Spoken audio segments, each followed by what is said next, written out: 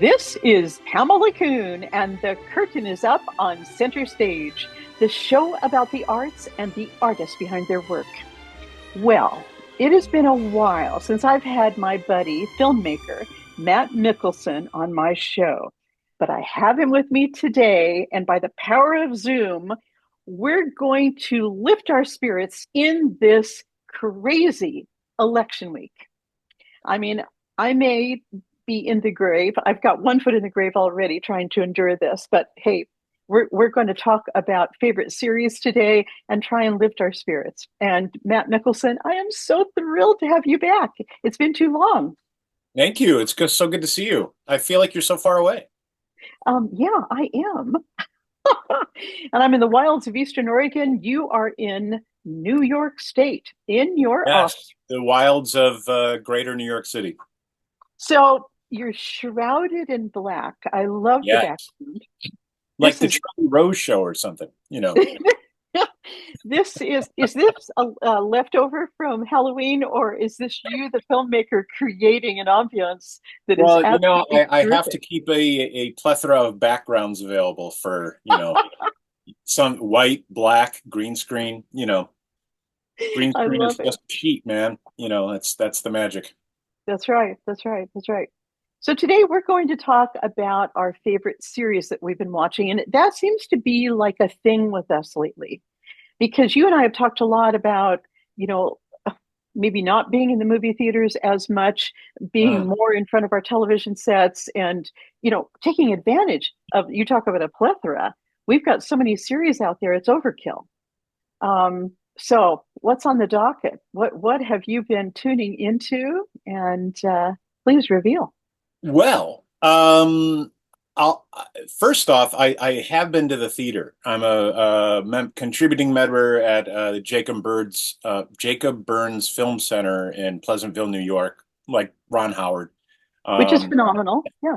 Not like we hang out, but I went to go see the Demi Moore movie there with my family, The Substance, which was highly disturbing. And if you remember local filmmakers called Trauma Pictures from the 80s that used to make like Nuke 'Em High and all these movies that were, everyone's being mutilated by nuclear energy and growing a hand out of their forehead and all that kind of weird stuff.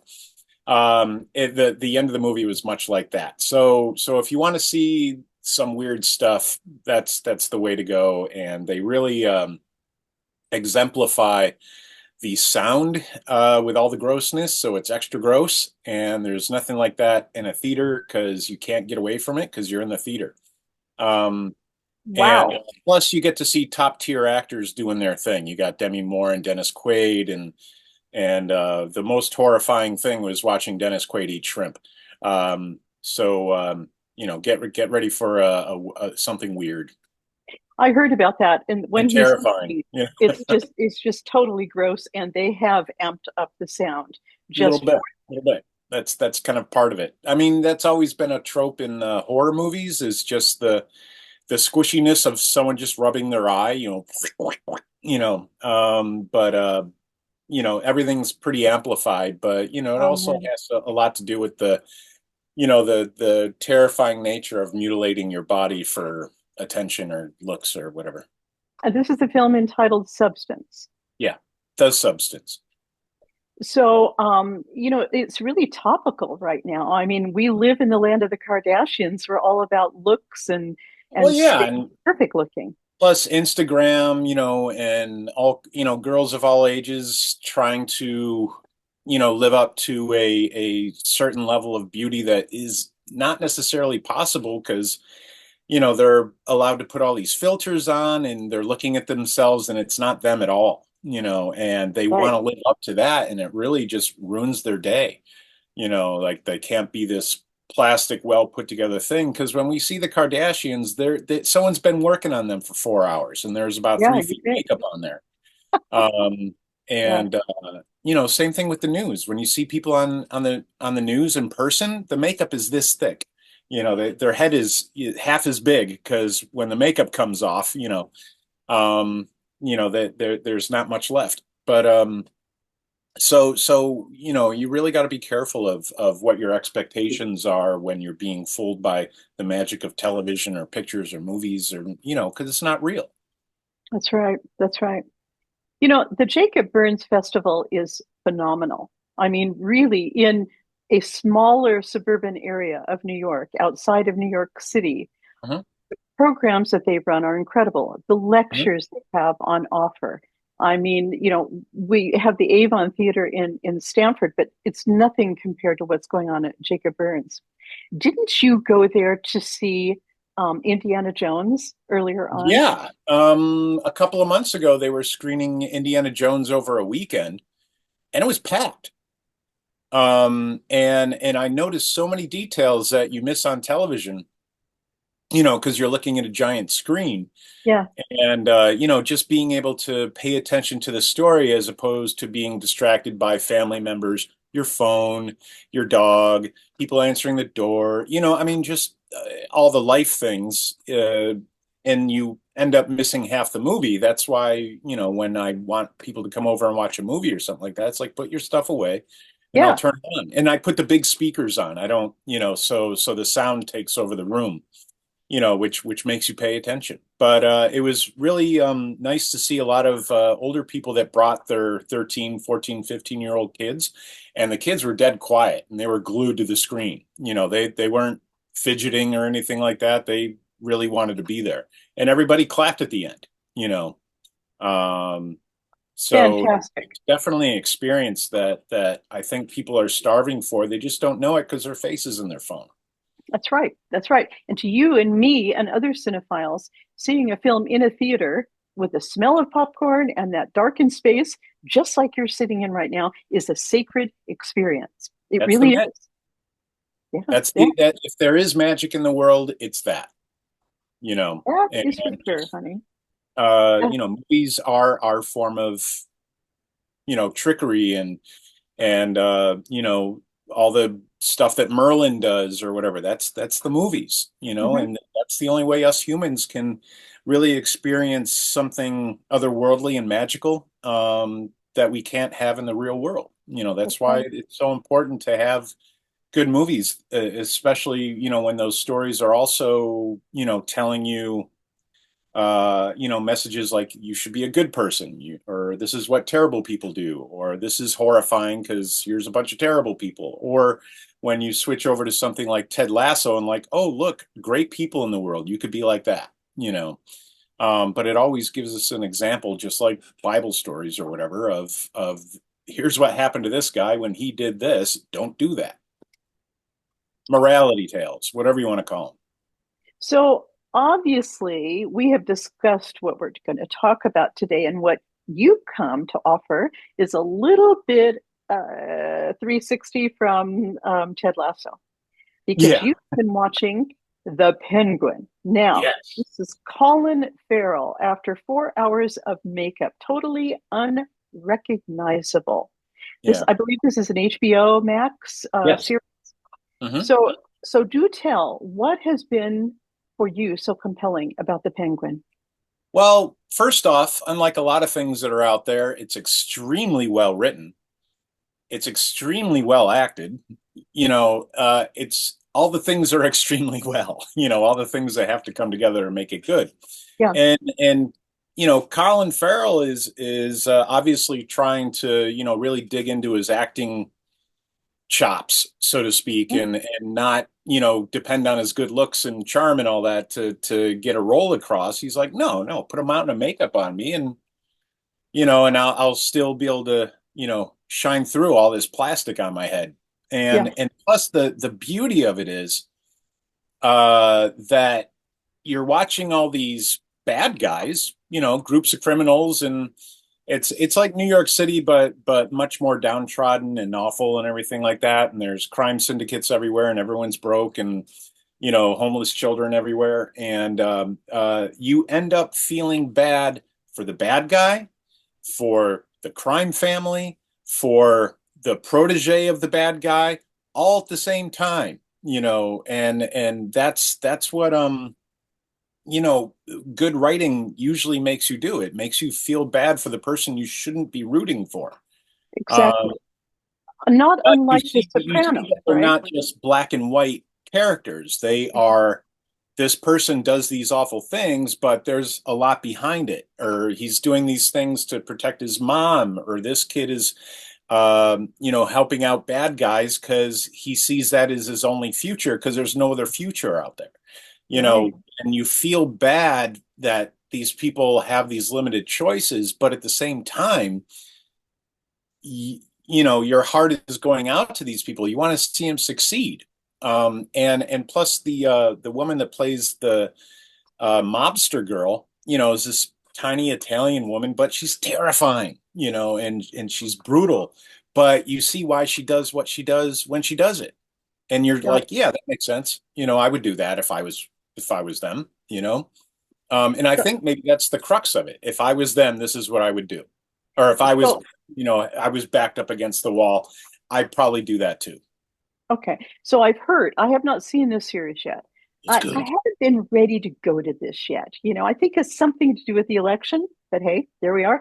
Um, but as I understand, they've really kind of made some comparisons to this show, The Penguin, to The Sopranos, because Oh again, we're yeah, drawn in to the bad guys as being real people and we want to root for them. I mean, there's that kind of crossover empathy going on. yeah. Um, Well, I mean, that's what I'm saying. Like the Penguin guy, he's doing a lot of this stuff because he's got, his mom he's got to take care of, and that's like his one guilt he can't let go of. That's the one person that's got, his heart and his balls in a sling, so to speak. yeah. And everything he does for her, So and just trying to make mom happy. So this is a spin-off of The Batman, the Batman film that featured Robert Pattinson. Oh, okay. Yeah, you didn't see that film Yeah, yet? yeah, I saw it. Yeah, Yeah. that What did was you that think of was that? way darker. It was like The Crow is Batman, or it was just a lot different than the Christian Bale take, I think. Oh, I know. But for me, I'm still caught up in Chris Nolan's Batman Begins and then the Yeah, sequels. I thought what he brought to Batman was incredible, yeah. absolutely incredible. The darkness, the deep operatic kind of feel.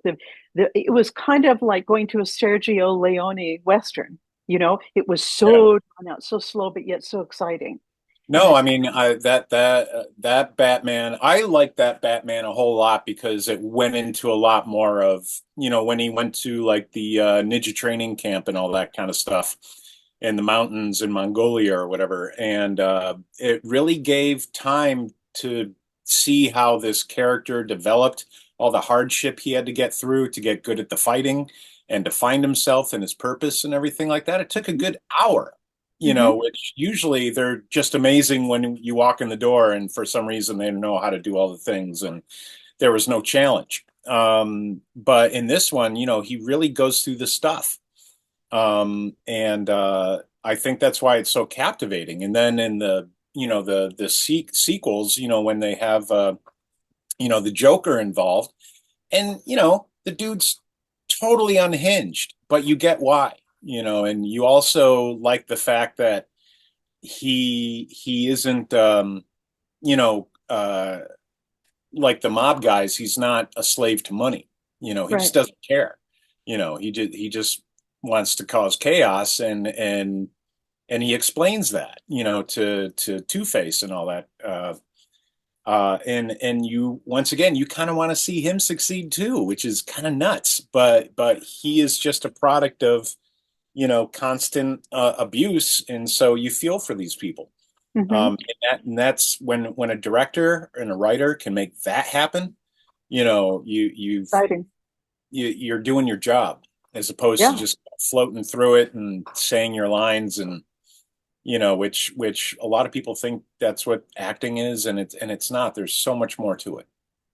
So they've managed to bring this soulfulness and the sense of humanity Mhm. to this series. And, I find personally, I adore Colin Farrell. Oh my God. I mean, what he brings to films like In Bruges, for instance, which won me immediately, for him. He has that soulful, childlike nature almost in his eyes, but yet he can turn that off. as we saw in Guy Ritchie's The Gentleman with Matthew Mhm. McConaughey, and Oh, he can be well, hilarious in and that movie too, he terrifying. made himself ugly. He's a good looking lad, but he put on a silly outfit and and I think he had a bald cap on or something, and He was so hilarious. once again Absolutely. he's not depending on his good looks to do these roles, you know. Wow. So do you feel in The Penguin, does he bring this same sense to his role? Oh no, it's totally different. Because he's a bigger guy, he's not the best fighter or anything like that. But he is brutal when he has to be brutal. But you get a sense of how scarred he is inside and how he's been mistreated his whole life. And now he's finally, trying to gain some respect. And he sees the silliness in it also, as far as, well, unfortunately, that's what you have to do in this life. You just got to kill a bunch of people until they respect you, Yeah. because they won't respect you otherwise. They'll kill you. Um, Yeah. and kind of like how you always think that the dangers out there aren't what you think. Other people are usually the danger, stupid ones, with guns. So that'll usually end your day real fast. There's no lions and tigers and bears. We are the lions and tigers and bears, especially when we're Gotcha. desperate and stupid. Gotcha. Now, have you watched the entire series? Is it No, out? no, I think I'm on like episode 6 or 7, Okay. All and it right. comes out every Sunday. Every Sunday. So Okay. You think I can handle this? yeah, yeah, yeah, yeah. You're gonna like it. It's not like gruesome or anything like that, or just awful. Because that's why Ted Lasso was released from all the Netflix things that were like people are terrible, everybody's awful, and everyone wants to kill you, and so does your phone. That we had during the pandemic, and that's when Ted Lasso came out. Like, oh, people could be good. That's nice. Yeah. I know how refreshing. Oh my Yeah. And God. Shrinking, season 2 of Shrinking is out. That is a series I just couldn't wrap my head around. And maybe it's because I didn't want or I didn't choose to see Harrison Ford uh, like in that role and be successful, you Well, know? you see Harrison Ford, he's finally getting to act. Right. Because all his roles has always been, okay, see these two lines, then run, kind of thing. Here he's actually getting to have conversations with other actors, and he's never really been able to like sit down and do that, and just Yeah, talk about regular things. Because usually all his characters are like, oh, we got to get the thing, or it's gonna blow up, and got to go, that's go, true. go, and That's you know, true. Even uh, though I remember that life-changing experience of seeing the magnificent Peter Weir film Witness, yeah. which after we'd seen Han Solo come to life, we turn around and see him as a cop living amongst the Amish. His acting was unbelievable, Mhm. and it allowed him to set that bar, that he's now touching upon, in various other roles. Even though when he's in the Expendables flying a helicopter, I dig that too. I mean, I never saw that, so oh my gosh, oh Matt, you've got to I'm see not. I'm it. not a Fast and Furious kind of guy, It brings as far every as actor out of the cobwebs. Everybody. I yeah, mean, when you have Dolph Lundgren and Jet Li and everybody in yeah. the same room together, duking it out with the bad guys, I love it. I love it. I love it. So, what else is going on? What else have you been tuning into? Maybe Um. a John Williams documentary? Oh, yeah. I just stumbled upon. I've been meaning to watch this. I've been kind of busy lately, but John, there's a documentary on Disney Plus about John Williams. And why his music affects us all so much, and George Lucas and Steven Spielberg. In the '70s, John Williams became their go-to guy, because they would take the little film that they made and just elevate it. And they would say, the movie's not the movie until John Williams puts his stuff on it. Because and like the first minute of the movie, I'm hearing the music with the cues, and I'm like, welling up already because they're talking about how it affects you, and it has put a stamp on a whole generation. And when you hear it, anywhere, you recognize it right away. Oh, that's John Williams, as opposed to hearing conductor so and so, do some Bach or Debussy. You know it's John Williams when he's hitting it the right way, and getting the right sweep of the orchestra to come out. It's kind of a rhythm thing. It's like some composers would plug really fast through some Debussy, and he doesn't sound like Debussy anymore. You know, um, I but love when you say Debussy. It's the English well, in because English. Debussy was making movie music 100 years before music came out, or movies came out. Well, there is that, but let's talk about the pronunciation of the name, That Claude Debussy. Now, Debussy, yeah.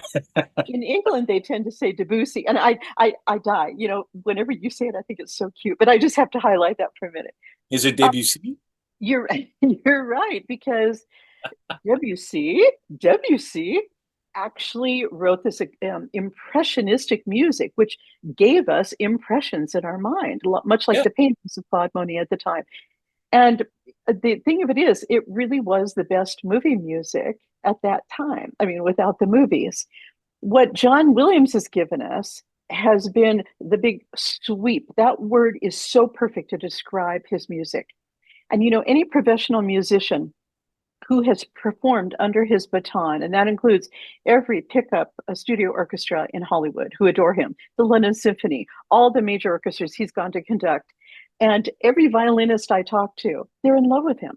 First of all, yeah. he's like your grandpa, and he's brilliant, and he grew up in this family that was like royalty. His dad was a drummer, Uh-huh. and he started arranging music at age 15. And to put Yeah, himself through school, when he finally made it to Juilliard, he yeah, was up playing in jazz clubs. And we get the benefit of that when we hear the cantina music from Star Wars. yeah, New yeah. There are a lot of people like orchestra guy doing jazz, and then they heard it and they're like, oh, okay, because the jazz guys are being snobby about it, and also there was that whole hullabaloo when he was working with the Boston Pops, and there was a certain snootiness among orchestra instrumentalists that were like, oh, he's a movie music guy. I don't want to work with that guy. And he ended up leaving, and then came back after they begged him after a couple of years.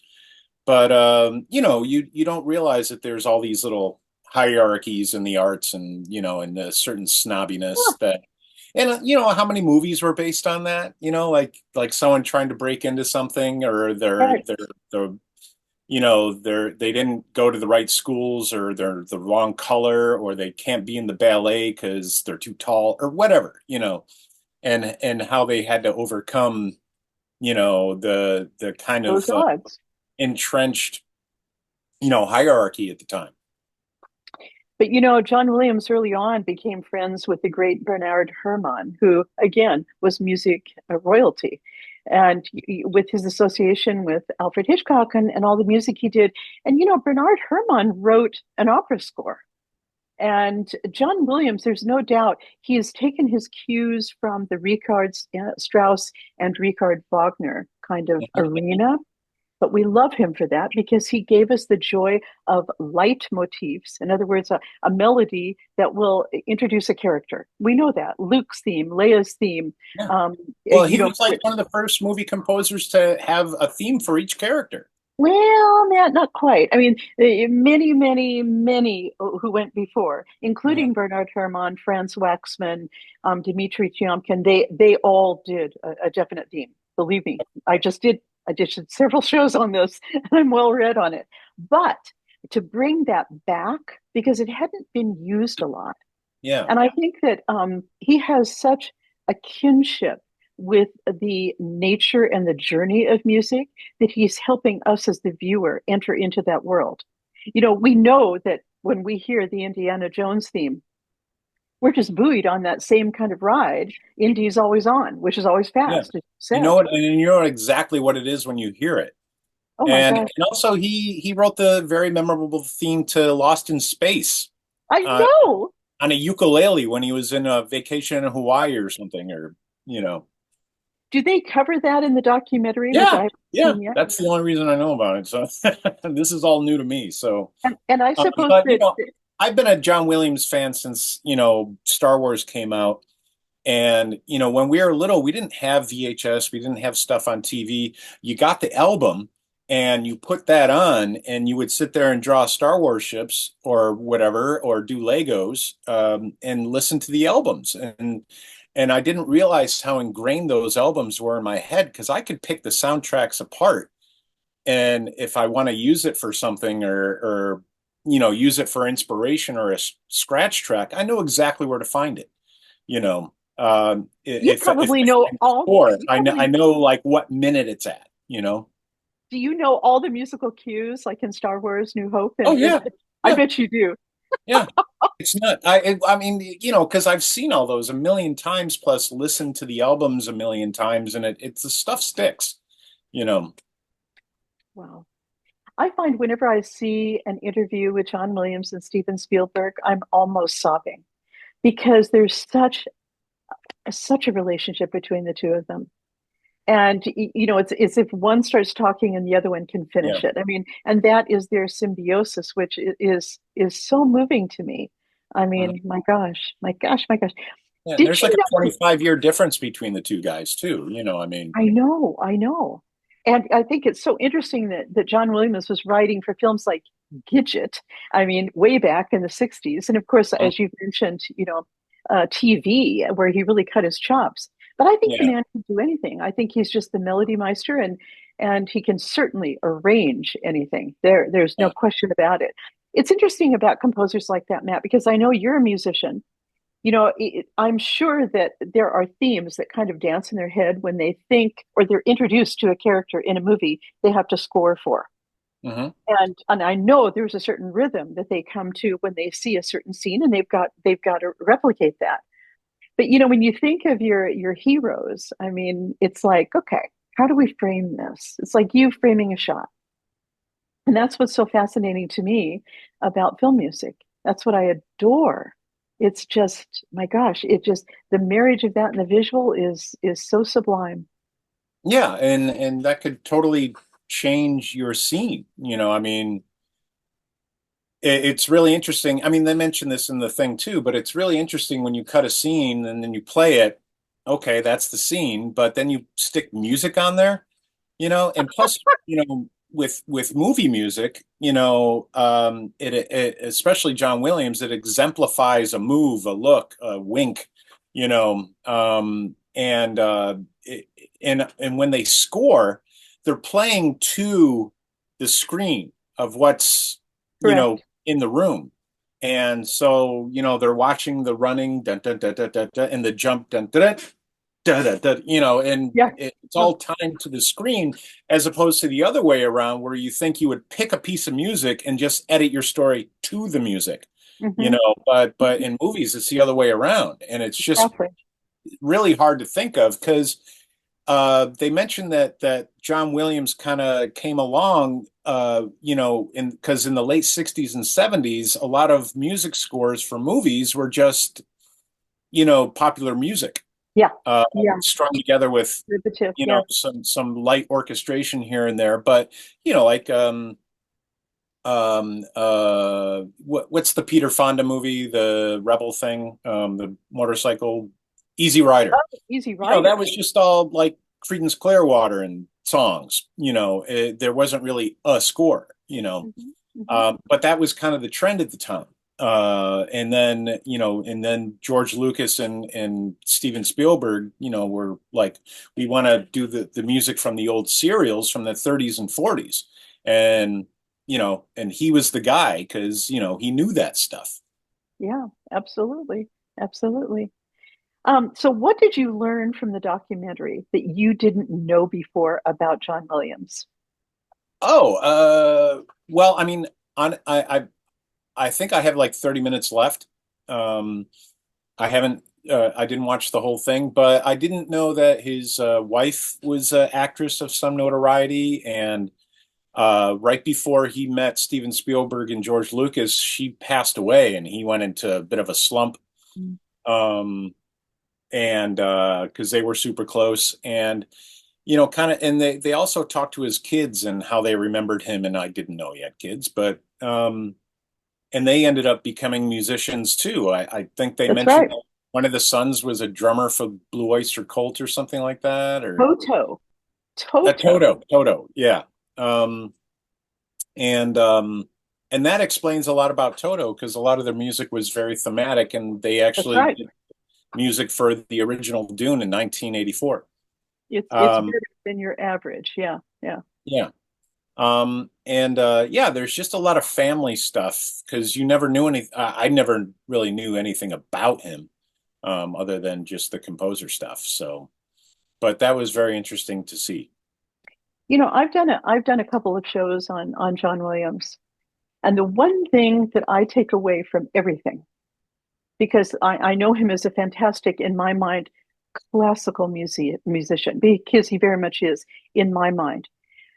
He took the movie Jaws and gave us that little two-note theme, which of course Very Steven good. Spielberg Yeah, was like, "Are you kidding me? Wait, this yeah. can't work. They go What through do all we that. remember?" Yeah, But in the most exciting aspects of that movie, when they're out on the water and you've got all the dynamics going on, between Quint and Richard Dreyfuss and Roy Scheider, John Williams throws in a fugue, always used a fugue in the style of J.S. Bach, where he introduces one theme, big rhythmic drive, and then he introduces the same theme over top of it and starts to layer it. yeah. So immediately we're like catapulted into this energy of what they're going through out there. And that just magnifies the drama of, oh God, so first of all, somebody's going to die. We know that with that sort of thing. But it also temporarily lulls us into this safety. I And know exactly the scene that you're talking about. so we ride on that, and then suddenly it's, Yeah. oh my God, we're also screwed. So, just to be able to do that, but with Hmm. such class. And that's what stands out in my mind about John Williams. He's just, in fact, I would do anything to be able to meet him. Yeah, I I would hope. love. I was thinking the whole time, how do I get a hold of his publicist or somebody to find out how I can get a letter to this guy or something, or if I saw him, I'd have to ask him for a hug, you know. Man, yes, because he's our grandpa. Because I mean, the stuff, I mean, just walking around the city or, woodworking in my yard or my driveway or whatever, it's going through my head. I can hear, I'm hearing one of the themes, and usually it's something obscure from a scene you would never think about, I know, I know, but it's insane. It's it's it's all just it's all in there. Yeah. okay, let's make that our life purpose now. We have to meet John Williams. We're putting it out there, folks, on Radioland. Can we We get it on want the to meet. can we get him on the show? I think the chances are slim to none, but you never know. Oh, You well, he might never come know. visit Ron in Greenwich or something like that. So, He's probably been around us many times and we just didn't know it. He was uh, probably having hot chocolate up at the place where you buy my hot chocolate when we meet at WGCH. We that's probably true. brushed shoulders with him, you and I, and just Yeah. didn't realize it. Oh my God. So, Han, you and I have talked about maybe trying to do a film festival together. And when I say that, together really meaning we could go to the to a film Oh, festival yeah, together yeah, to yeah. work it as a journalist team. I think would be fabulous. It would be fabulous. Well, I think we need to work on that, Matt. And I think we need to work on that ASAP and do our own particular brand of the Matt and Pam show. Pam Yeah, and Matt show. I don't know how it's going to lay out, but hey, I think we have to. And I would love to think that at some point, I mean, of course, we'll try and do something in New York, but wouldn't it just be so sexy to be able to do Sundance? Yeah. Yeah, I wouldn't mind making that my job. just going to festival and interviewing people and all that kind of business. We could That set up was at a fun. neighborhood coffee shop and somehow make this work. I mean, we just grab people off the street, start Yeah. talking to them, seeing why they're there. You know whoa, what really, really, really brings them to the festival. Or we could set up a podcast situation at said coffee shop and just have them sit down with us. That's what I'm all about. So Yes. we'll have to get you one of those hooks so you just drag people in and make them sit down. No, I think it'll be your charm that's going to lure Oh, people. okay. That's it. Okay. I mean, I think we need to do this. I think we need to do this because, I was thinking about your Han Solo Chronicles and reflecting back on some people who I've interviewed, like Chris Sarandon, who's been in a couple of, let's be frank, cult Hmm. status films like The Princess Bride and Fright Night. Yeah. And, he's off having a good time at Comic Con right now. And his whole life can be made on that, which is Yeah. fantastic. We missed out on that. We missed out, Matt.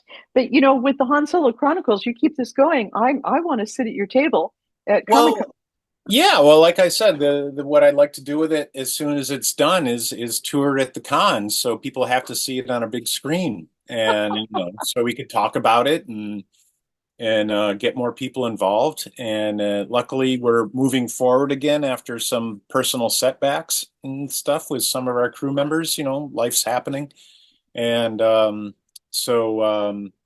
I'm so But sorry. we're still moving forward, and stuff happens in life, and people pass away, and things happen, and just you got to hunker down and get through that sometimes, and your artistic endeavors got to take a rest. Right. But we're back. The choo-choo's moving forward again, so definitely, hopefully, we'll have episode 1 done for 2025, That's and exciting. 2 should follow soon after because there's less stuff to do on it. That's so exciting, Matt. And you deserve it. And I for hope everybody out so. there who doesn't realize or hasn't figured this out yet, Matt Mickelson is like the nicest guy. And when we talk about Family Guy, a family guy, not the series, Matt is that ideal dad. Okay. Oh my God. Now that I mentioned Family Guy, all I can think about is Stewie and being born, coming out with a map of the world and wanting to take over. I was like on Halloween. I was thinking, so next year we got to do Stewie's sexy party. Um, that whole bit on Benny Hill that he does, with Oh, the please yachtsman with the ascot, that whole '60s trope. don't even get me started, Benny Hill. Oh my God. Yeah, In heaven. Yeah, that's another world. Boy, they really nail it on that show, I gotta say. yeah, yeah, yeah. Well, a lot of it was so inappropriate. You know, It was all inappropriate. What are you talking about? Yeah, yeah. Well, what was that that the ban on the in the early '60s, that the law that said, like couples have to be in separate beds and there's no kissing and all that. And as soon as that That's right, the went, censorship. Yeah. everything just Mhm. went off the rails. And especially with, everything coming out of Britain, was everything was like all the sci-fi was just weird British sex stuff, for until Star Wars, and after That's Star right. Wars, you know. It's totally right. And somehow I don't mind because it's just so wacky in English. I love that. Yeah, yeah, yeah, yeah. But I used to But catch that on I love, PBS, and they didn't re-edit it in America. They would just play it. that's right. But we need I inappropriate. don't think anyone was watching it at the station because, you know, there I were love it. some things that my 8-year-old self should probably not have seen at the time on PBS. I love it. I love it. Well, today we didn't even get around to my choice, which was Lincoln Lawyer. Oh, how's that? It's fantastic. I love it. It is such a great show. Again, it's so well written. And I think part of the joy is the thrill ride of it moving quite quickly. There's so much information. Michael Connolly, who wrote the books, he really had me at the whole LA thing with a lawyer who has to be in his car and feeling the momentum. And that's how he thinks the best. Because I kind of grew up in LA when I was going to school, and I was the same. I wanted to get in the car. I wanted to drive the freeways. I felt that that momentum helped me gather my thoughts. But we've got this sexy man playing Mickey Holler, my God in heaven. And, I was checking him out because, Matt, I can't even find in my notes right now. Um, he was in the remake they did of The Magnificent Seven, a few years back. Yeah. And he he is such a great actor. And talk about having us at hello. I mean, this guy is really interesting. But I think there's going to be a link up somewhere along the way because he's actually half brother to Bosch, also Oh, written by Michael Connolly. I love these hard hitting LA cop dramas. Connolly really knew his audience and for this and his facts. And man, oh man, it is tough. I gotta say, it is tough. Okay, so the guy playing Mickey Huller is Manuel Garcia Rufo. And what a looker, but what charisma. And again, like Colin Farrell, getting back to the Penguin, he has that ability to shed so much humanity with the camera, just like Colin Farrell does with his eyes all the time. yeah. And it's good stuff. It's good stuff in that But kind what of was that? raunchy LA And way. also on HBO, there was that weird Colin Farrell detective movie where he turns out to be an alien or something like that. Or no, it's a show, but he drives around Hollywood as a detective, and Oh, you're kidding me. I mean, no, no, he's not an alien. He's not an alien, I don't think. Oh, I'm trying to think of the name of it you right got to now. go back and watch it then, I gotta because go. I watched the first episode. The one it's where he hooks up with the Japanese at one point, or are we talking about two different things? maybe we're talking about two different things. Yeah, This yeah. is I'll go LA. check it out. He just Alien. drove around LA in a blue convertible. Yeah, yeah, yeah. He plays a private detective. Yeah, yeah. Yeah, yeah. I'll think of it. I'll think of it for next time. I'll look it up. Okay. Colin Farrell, we love you. And John Williams, we adore you. And Yeah. just to put it out there, we still want to meet you and we want a hug. And that's basically all we want, isn't it? Yeah. Well, Frank Oz let me give him a hug, so that wasn't too weird. You're doing better than me. Yeah. That's pretty cool. That's a Yoda. Yeah. Well, I had the microphone, so Oh, but I wish I had that on film. No, he was a sweetheart. He talked to me for a good 30 minutes. You Oh my know, God, that's I should have asked him for a job, but I was trying to be professional. But oh well. yeah. Oh man, Next, never hesitate next time. yeah, Well, thank you, Hun, for being back to center stage. This has been way fun. I am going to watch The Penguin and can't wait to see this transformation with Colin Farrell. This is going to be interesting. I'll get back to you on that. okay, And in the meantime, let's work towards these film festivals and see which one we can go to together. yeah. There's plenty of local ones. So everybody, watch for the Pam and Matt show, Matt and Pam show. I don't know. We'll be there. We'll use our hook to pull you in to interview you on site. Or a cattle prod.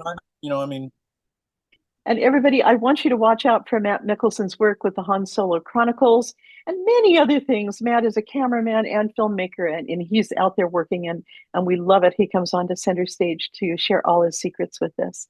Thank you, my dear. You've been great. And you know what you said before about magic?